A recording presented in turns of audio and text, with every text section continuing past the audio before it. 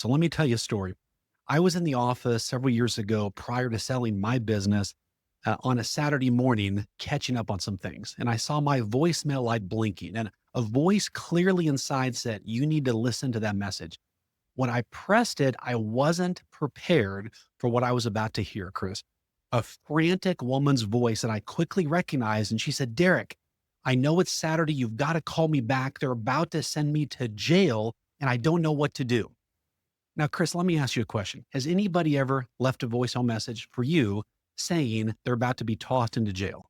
No, I have not gotten that one. I've got a lot of interesting ones, but not that one. That was the first. And I knew this couldn't wait until Monday for me to call her back. That news would not age very well. Quickly called her back. She was so appreciative. And I said, "First of all, let's get right to it. Why are they going to send you to jail?" So she begins to read a letter that she received in the mail. And basically, the letter said, "You didn't move money from your savings to your checking when you wrote this check, and the check bounced. Therefore, you're going to go to jail." And I said, "Does the letter actually say you're going to go to jail?" She said, "No, but that's what's going to happen." What if more money wasn't the end goal, but the beginning of your bigger purpose? Too many of us have been taught to fear money, feel guilty about success, and sacrifice happiness to get ahead.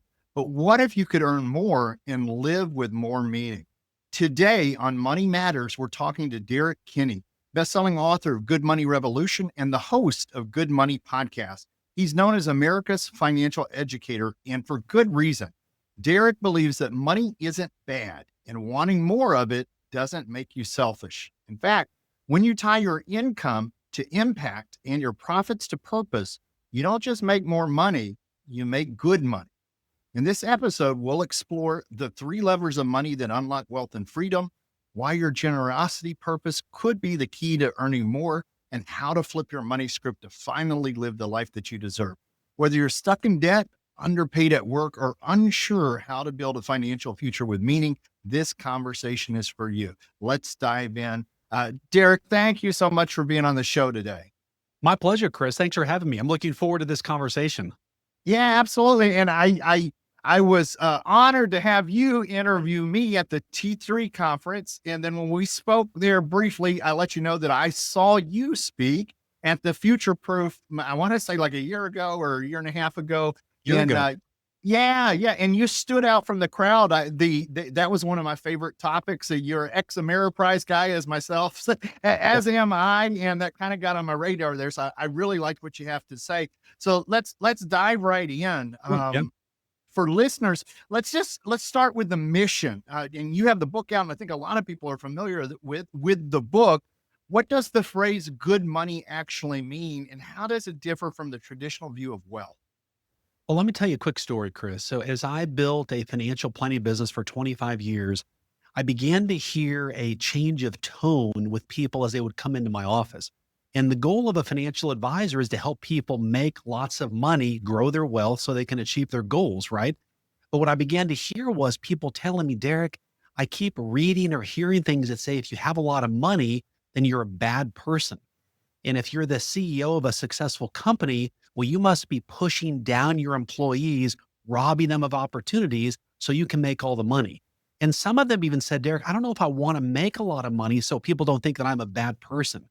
And I really had to process that because it went against the free enterprise system. I mean, what America stands for is this American dream. How can you work hard, achieve it? And I prided myself as a financial advisor of walking alongside my clients and helping them craft a personalized strategy so they could achieve their goals. And so this really came out of left field. And that really was the impetus for the book, because what I realized was if people begin thinking that making money is bad, that flips everything the other direction. And instead, what I did is I said, you know what, let's come up with a concept that says, go make more money, but don't do it just to pad your bank account and have this bulging investment account and think that that's going to buy you meaning and purpose, that that's going to make you feel better, because it won't. It's going to lead to loneliness and emptiness. And you'll reach the top of this mountain and you realize nobody else is there to share it with you. You've sacrificed relationships and your own personal interests, and you've got this money, but nothing good to do with it. So I said, let's do this. Let's tie money to meaning. Let's say go make a lot of money, go make as much money as you possibly can, and do it by adding value to people's lives. So you're improving people's lives, and therefore you're helping them make money. Therefore, you make money. Then the beauty is tie a cause to your cash. Pick something that you say to yourself, that is just not right. There shouldn't be that in the world. And what can I do in a small way to make an impact? And then use that to motivate you to make more money, to do more good. So the name of the book is The Good Money Revolution, but the hidden meaning behind it is that when you make money and you do more good, it makes you feel so good that you want to make more money, to give more money, to keep feeling that good feeling. And that to me is like the ultimate feeling of when you lay your head on the pillow at night, you've lived a day and eventually a life of meaning and purpose. I love it. I love it. Now I'm remembering why you stuck out because that speaks to me. I think it probably speaks to quite a few people. I mean, I growing up was raised in a trailer park, right? And now I'm managing Wow. millions of dollars. There's something called class consciousness, right? So that Yeah. that kind of guilty feeling of like, oh, am I so not imposter syndrome, but am I supposed to be here, right? So when you talked about this really spoke to me. I like what you have to say here. Let's talk about, you say money is good, so make more of it, right? That's a bold statement in a world where money often gets blamed for problems. Why do people feel guilty about making money, and how can they shift their mindset? Well, one thing we need to go back to is people's bad money beliefs. So let me tell you a story. I was in the office several years ago prior to selling my business on a Saturday morning, catching up on some things. And I saw my voicemail light blinking, and a voice clearly inside said, "You need to listen to that message." When I pressed it, I wasn't prepared for what I was about to hear, Chris. A frantic woman's voice that I quickly recognized. And she said, "Derrick, I know it's Saturday. You've got to call me back. They're about to send me to jail, and I don't know what to do." Now, Chris, let me ask you a question. Has anybody ever left a voicemail message for you saying they're about to be tossed into jail? No, I have not gotten that one. I've got a lot of interesting ones, but not that one. That was the first. And I knew this couldn't wait until Monday for me to call her back. That news would not age very well. Quickly called her back. She was so appreciative. And I said, first of all, let's get right to it. Why are they going to send you to jail? So she begins to read a letter that she received in the mail. And basically, the letter said, you didn't move money from your savings to your checking when you wrote this check, and the check bounced. Therefore, you're going to go to jail. And I said, does the letter actually say you're going to go to jail? She said, no, but that's what's going to happen. And so she began to tell me a story. She said, Derrick, when I was 7 years old, I overheard a conversation my dad received. He had just gone to the store to buy some school supplies for she and her sister, and he had accidentally bounced a check. And the store manager called and told the dad, I know you did this on purpose. I'm going to send the cops over there and haul you off to jail. So as a 7-year-old girl, she grew up believing that if you bounce a check or you make any type of financial mistake, you're going to go to jail. Well, I told her, look, the good news is you're not going to get fitted for the orange jumpsuit. You're not going to get hauled off to jail. I will call you personally Monday. We'll call the bank. I'll help you move the money from savings to checking to get this taken care of. But I said, most importantly, come in the office Wednesday and let's talk through this and unpack what I think are some things we need to deal with. So she comes in the office. Now, keep in mind, Chris, this is a woman that on the outside looks successful. She dresses well. People think she's wildly successful, but inside she was a wilting flower. This was a woman who in all of our visits, every single time we met together, would talk about, Derrick, why aren't I getting the promotion I deserve? Why aren't I getting paid what I know I'm worth?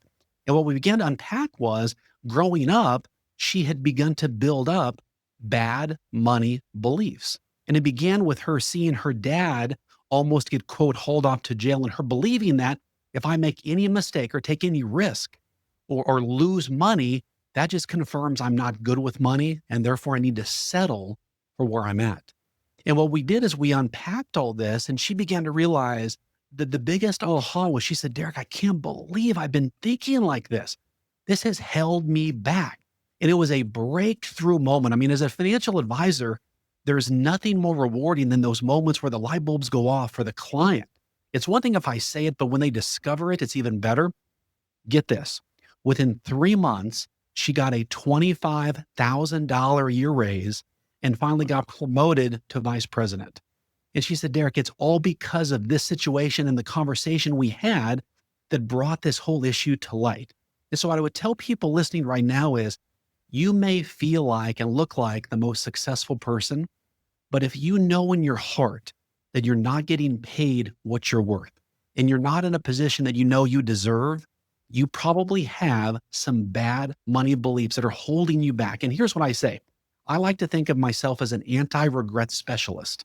I do not want you at the end of your life to look back, just like in all these movies, and there's that gravelly voice that says, oh, if only I'd spent more time doing the things I love and taking more risks and having more courage. Live that today so that every day when your head hits the pillow at night, you know you lived your best life. And let's say no more to bad money beliefs. I love that. I love that. Very strong information for listeners there. I love the anti-regret specialist, the idea that we're looking back on our life. What did we regret there? And the deep conversations about bad money beliefs. Where do some of these ideas come from that we have in our heads that we know aren't right, but they're there, right? So super duper important. Now you talk about this concept of generosity purpose. Can you explain what that is and how aligning money with meaning can actually help someone earn more? So let me tell you a story about how I began as a financial advisor. So I was 26 years old, but I had a problem. I looked like I was 13. No gray hair, not a wrinkle on my face. But the bigger problem I faced was I didn't come from the gene pool of the popular kids. I didn't have the Rolodex of all the key contacts. I didn't have the money in my family. I didn't have any of that. And so I realized I needed to do something different. But what I did was I had a passion, and the passion was how could I support local education?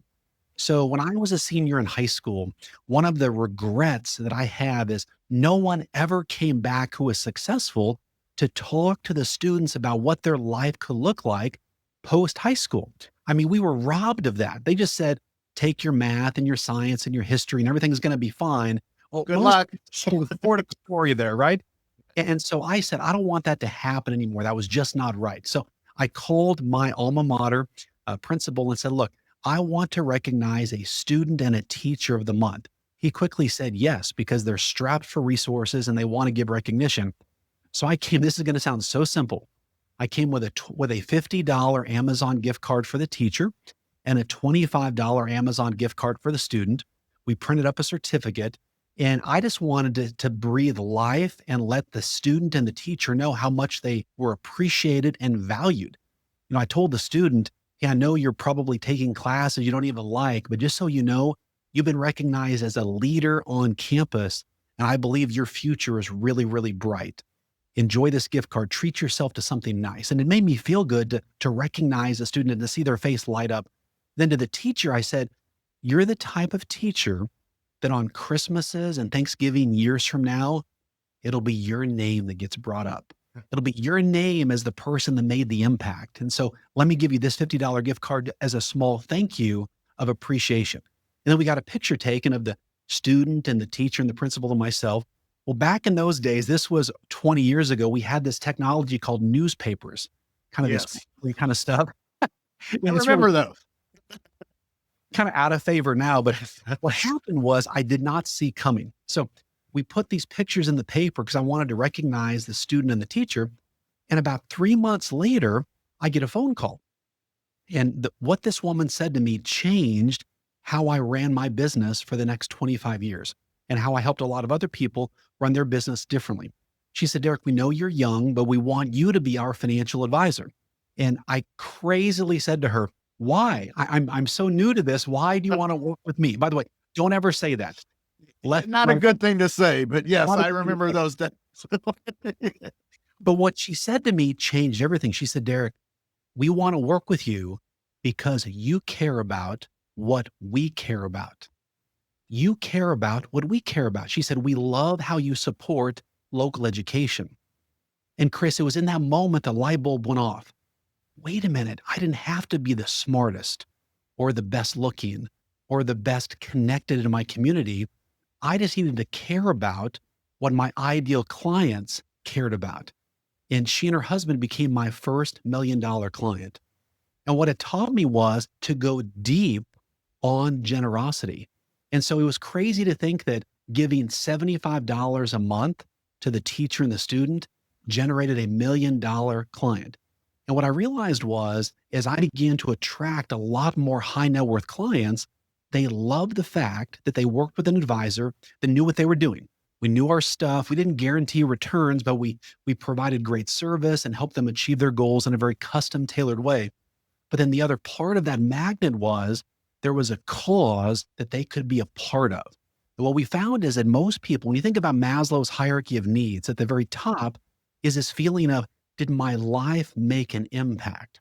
And busy people, people that own companies, they're executives, they've got money, they typically don't have time to give back like they would like. So what they do is the cheat code is they can work with service providers and professionals that are involved in the community. So there's this sort of status that they get because they're partnering with a great financial advisor or attorney or CPA or realtor who is involved in the community.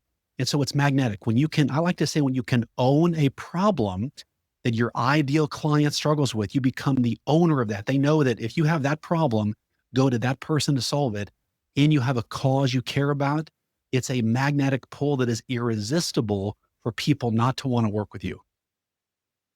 I love that. So much information there for people, for listeners.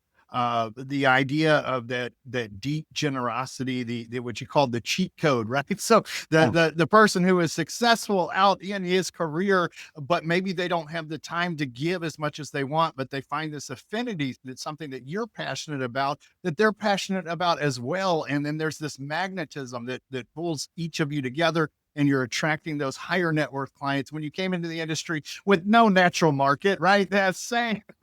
So I love that. I love that. That's where, in a way, you're making the world better because you're finding these things that you're passionate about. I see this. I love this. Let's pivot just a little bit because there's something else that you talk about. You talk about the three levers of money.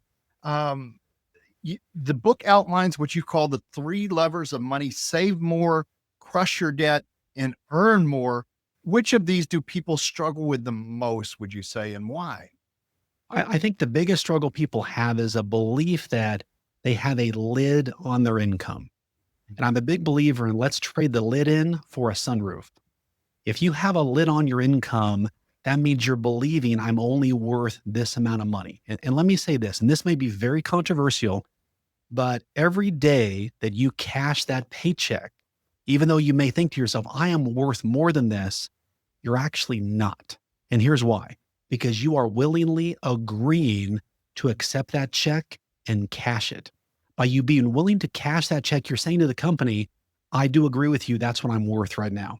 And so if you don't like that, then you have a problem to solve.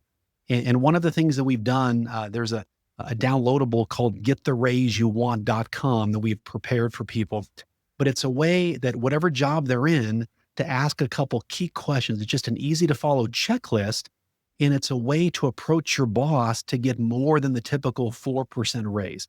So many Americans are sort of conditioned to believe that, well, a good year for me is if I get the 4% raise. That's table stakes. You will not become a millionaire and escape the middle class by getting a yearly 4% raise. It just doesn't happen. And so what I tell people is, you got to focus on not only the goals that you have financially, so you know what you're working hard for, but the more you can drive up that income. And the way to do that is by asking three key questions in your current job. And by the way, before I tell you those three questions, you no longer want to see yourself as the job title that you have at the company. So many people say, well, I'm a administrative assistant, or I'm the marketing coordinator, or the vice president, or the manager of whatever it is. That doesn't matter. I want you to begin thinking of yourself as a problem solver. What problem are you solving in the job you're in right now? And when you shift your thinking to that, now you're a paid problem solver with a specialty in solving a specific problem. If you just think of yourself as a commodity, you will never get paid what you're worth. But if you see yourself as a true problem solver, then the key is, here's the 3 questions. Number 1, in my current role, how can I help the company make more money? Number 2, how can I help the company save more money? And number 3, how can I help the company be more productive? Okay. Now, if you want to get less than a 4% raise, here's the guaranteed approach. Knock on your boss's door and say, you know what? The price of eggs are through the roof. Inflation is so high. I need to be paid more money. And here's the problem with that. Every boss, male, female, all around the world, they have this one favorite radio station they all listen to every day. It's called WIIFM. What's in it for me? You see, your boss necessarily doesn't really care about your personal financial situation. They deal with the price of eggs themselves. They have their own expenses. But when you can come to the table, and by the way, you're already proving this, that in my job, I'm helping the company make money, save money, and be more productive. Now you become highly valuable. When you add value, then you become more valued. And that's the biggest mistake people make, is when they ask for a raise, they say, well, the research I've done based on my position, nobody cares. Well, I deserve more money. Nobody cares. The cost of living, nobody cares. When you make the company money, save the company money, make it more productive, that's how to do it. So you've got to shift your thinking. We've had people that are making 50,000 go to 65,000. People at 75 go to 100 and above, because they shift how they view themselves. And by the way, if you're making more money, you become irreplaceable. The company has to pay you more because of how much money you're making for them. It's a different way of thinking, but it's the way people go from middle class to millionaire. I love it. I love it. So you are not the title of your job. You are a problem solver, and start thinking of it that way. Then come back, because Right. they're not looking out for you. They're never going to tap you on the shoulder and say, hey, time for a raise, right? Without table stakes. We're not just talking cost of living, but we're talking about this laundry list of things that you have to put together. Those 3 questions that you're telling people that they need to come at it that way, that puts them in a position of power where they can actually come back and have those great conversations, as opposed and get them to turn off the what's in it for me channel, right? To That's get right. their full attention so that they can hear them. I love it. I love it. Now, your book, in part 2, you get into what's called bad money, especially harmful money mindsets.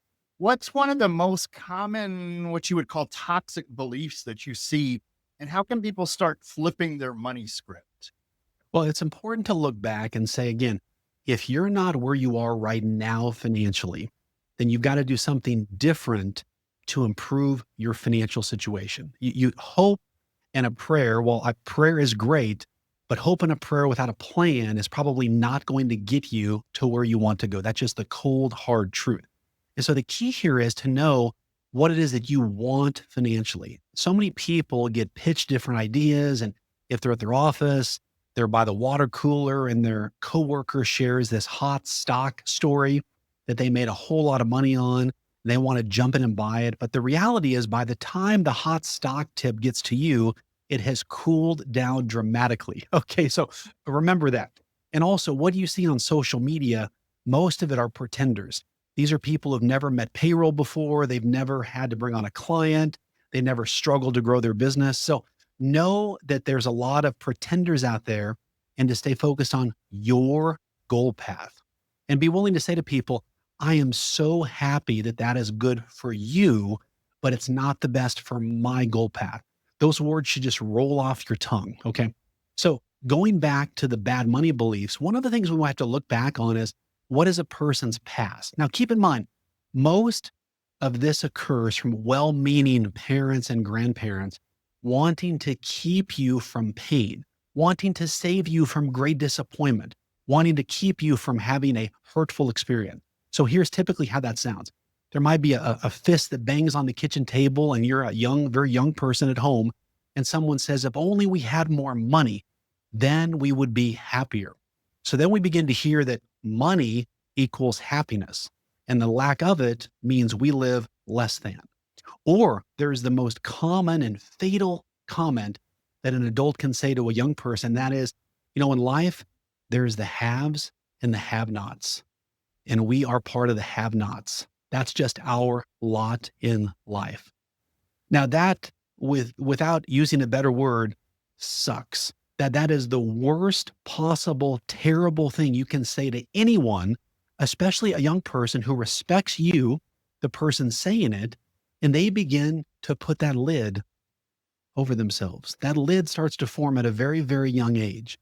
And what I want to do is we want to trade in lid thinking and we want to purchase sunroof thinking. Because the goal is just because you might grow up very, very poor, you don't have to have a poor mindset. You see, the smartest parents, parents of athletes do this very, very well.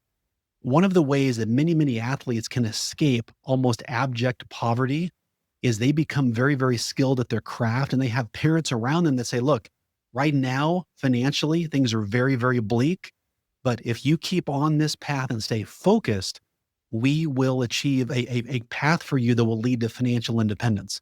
We can learn a lot from that. They take away distractions, they're focused, they're exercising, they're doing all they need to do to achieve that goal.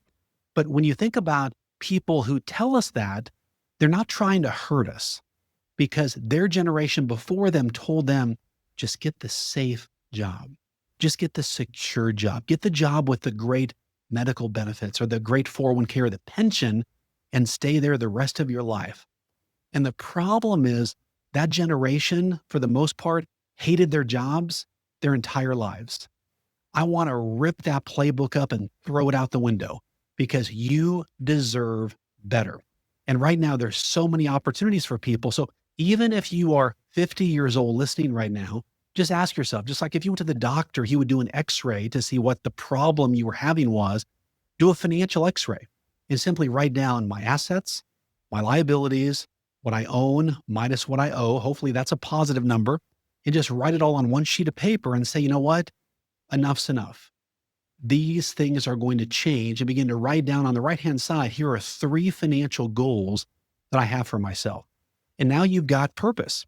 And you begin to think about what's at stake if I don't achieve that goal. For example, we had a couple recently that came in the office. This was a couple years back, and they were really worried about having enough money to save for retirement.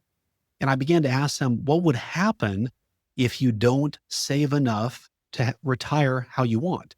And they began to describe to me this visual image of the two of them walking along the beach, feeling the kernels of sand scrunch between their toes and seeing the sun go down, and they're holding hands together. And that image was seared in my mind as they described it. And they said, if we don't save, we can't have that. I said, that's going to be the motivation. So every time they came back into my office, I actually had a picture printed that made it look like it was the two of them walking on the beach. I would show them, reminder, here's why you're doing this. Because life comes at you so doggone fast without a reminder daily of why you're doing this and where you're wanting to go, you will easily get distracted, not intentionally, but just because life comes at you. Life has a plan in absence of your working your plan. I love it. I love it. We are right here, Derrick. We're right here at the end of the show. Do you imagine that went by in 30 minutes? And we barely even tipped the tip of the iceberg here. I had so many other questions I wanted to ask you. The book, Good Money Revolution. Derrick, what have I forgot to ask you that you'd like to leave listeners with today? I think the key is our website is derrickkinney.com. And the whole principle here is, if having built a successful financial planning business for 25 years, one of the top in the country, there were 5 key steps that we discovered that would lead people to go from middle class to millionaire. We call it the Millionaire Money Map. And so people can access that at derrickkinney.com. We just want to democratize and give everyone the secrets that for so long people have felt like they were locked up in a vault that only a few people had access to. We want everybody who wants to leave the middle class, who's working hard, they've got a great income, but they feel like they're still living paycheck to paycheck. We want to stop that right now. I love it. If you're driving right now, don't feel like you have to stop. We're going to have that on the show notes there, so you can find the link that Derrick just shared with us. Derrick, thank you so much for being on the show. Have a good rest of the day there. My pleasure. Thank you, Chris.